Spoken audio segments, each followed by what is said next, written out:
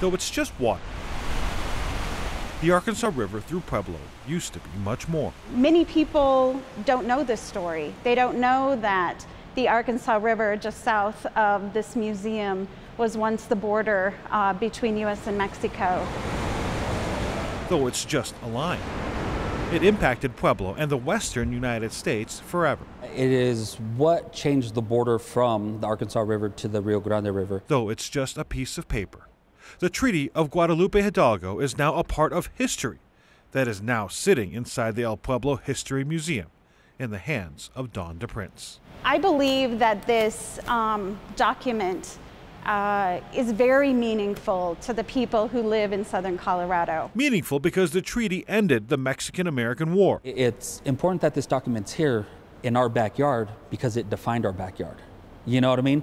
So that's what it is. Jose Ortega is the exhibit and collections coordinator. Since September, we've been working on this. He needs to make sure this document, signed in 1848, remains intact. We had to, regulate our temperature. We had to make sure that the case and everything was, the relative humidity didn't fluctuate over 3 above or below. The treaty rarely leaves the National Archives in Washington, D.C. We had the audacity to ask. The tilt needs to be right.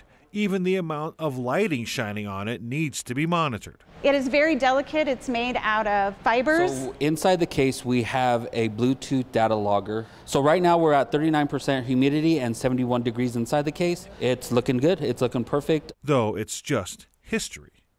The treaty is a source of pain for the family of John Valdez. That impacted not just my ancestors in the northern part of New Mexico, but all New Mexico. The lands that were once a part of Mexico were now a part of the United States. Other individuals from the east, came into New Mexico, and some say, our people would say, swindled the Nuevo Mexicano out of their property. The treaty took away everything.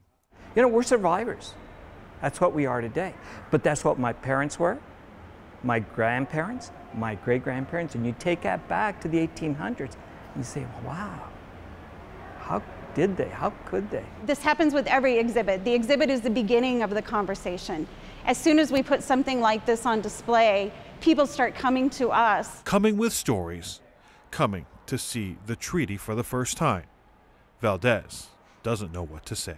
It's a really ambiguous feeling of, where I'm at with the emotions right now. Though it is just the past. It's who we are right now. With photojournalist Byron Reed, Nelson Garcia, 9 News.